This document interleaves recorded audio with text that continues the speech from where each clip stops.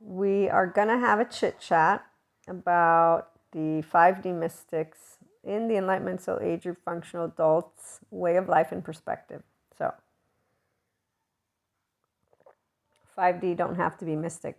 What they are people who have that integration of the brain and restorative embodied self. So we are compassionate.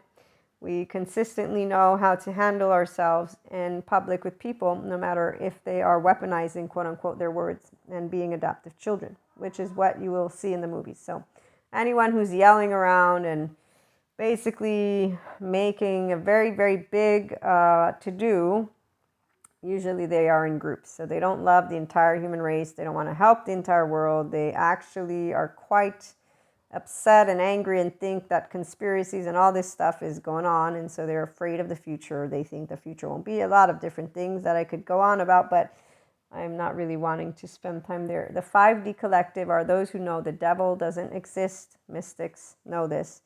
We do know about the sphere of shared consciousness. That's why we know. And we do understand that people who have belief systems are going to have their belief system. So that's where everybody can believe what they want to believe.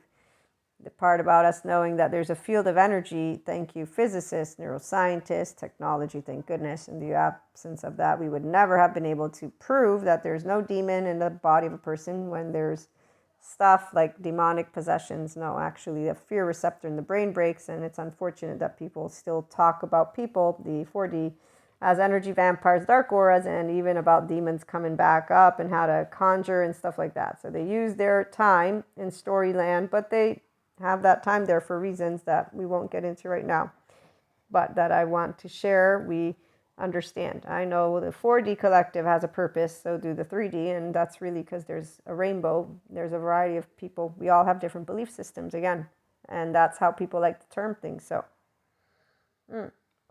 I mean, scientific methodology, they're always doing research. Apparently people still think the earth might be flat, or they're trying to prove that one. Go figure again. So let's get to our topic though, because love is always in the air, but love is our nature if you're a functional adult. And that's if you know your own secure attachment. So you're able to be in your body, this body here, and your brain without the need. You don't long to be with somebody.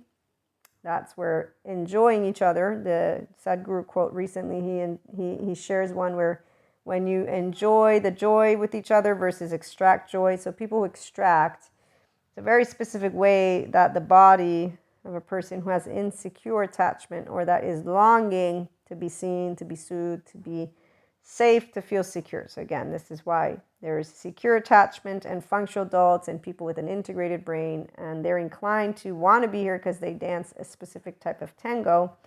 And that would be where we know we are our own masculine feminine energy, and we are also our own yin yang 22.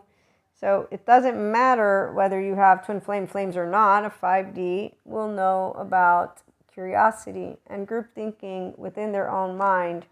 And on that note, even this lovely chariot, when we move forward with our hearts, with a masculine feminine, it's you using your left and right mode. The masculine is your left, the feminine is your right.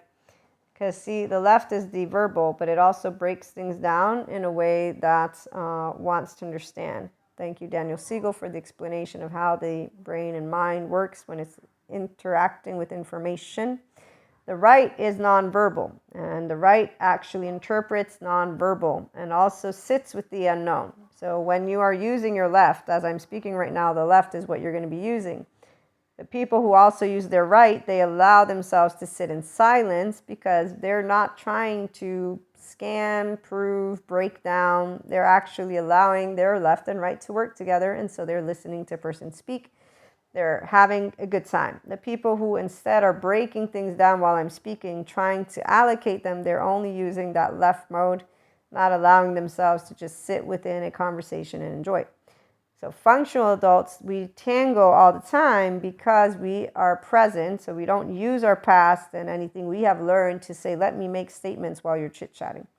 No, we're present and we attune, in fact, to the person in front of us. This is also called having a mind-sight lens. Thank you, Daniel Siegel. So you know yourself which means you know your opinions, you know your feelings, your belief, all of it. You don't need to speak while somebody else is speaking. You don't need the 2-year-old floor. And that's because, again, your right is cool and dandy with the unknown, meaning whatever gibberish is coming out of the mouth of another person, it's their gibberish, and I want to enjoy this. I'm having joy here. I'm not trying to extract something. I'm not trying to gain value. I don't need them in my life. There's a difference. Okay, so the relationships of those of us who are adults and in the Enlightenment soul age group, because we have masculine, feminine, straight up, we're not looking for somebody to make life fun. We already have fun. We have the Enlightenment soul age group ecstasy in our body. It's way beautiful because that restored embodied self is a feeling of everything's going to be okay.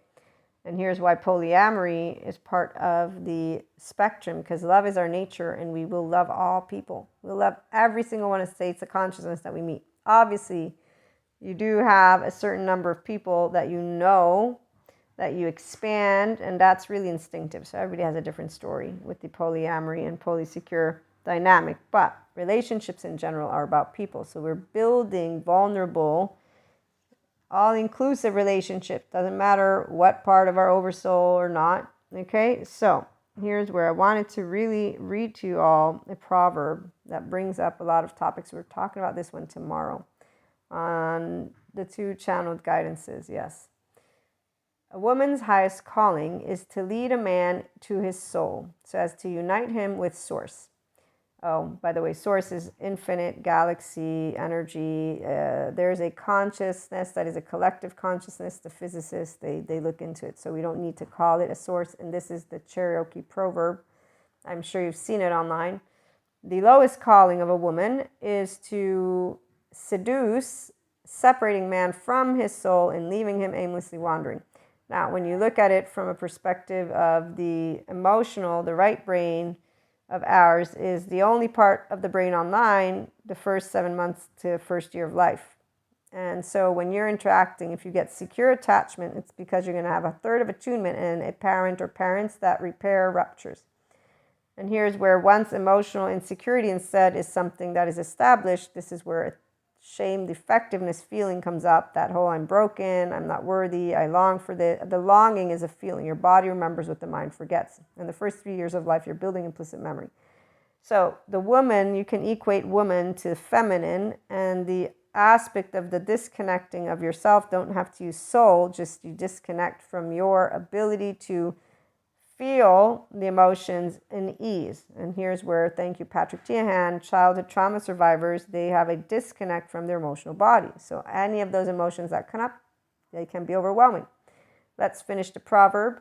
A man's highest calling is to protect woman so she is free to walk the earth unharmed. Man's lowest calling is to ambush and force his way into the life of a woman. Now, from the perspective of masculine, and in this case, it won't work as well, but the left mode, which breaks things down into little pieces, the masculine energy, like with the yin yang, and just when you hear the difference, is that it breaks things up. A mature masculine will only break that which needs to be broken so that you can rebuild.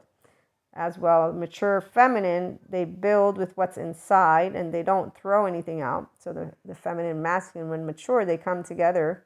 Essentially, a person who is a functional adult and whole, that's why they're always tangoing, because they don't need somebody to interpret their feelings or their thoughts. They're actually very able to have a direct communication with the people that they're building a relationship with. So for polysecure, it's straightforward to talk about polyamory and to reassure people and to have actual decent conversations when it comes to just any relationship. That too, anybody can use what words from whatever background they come.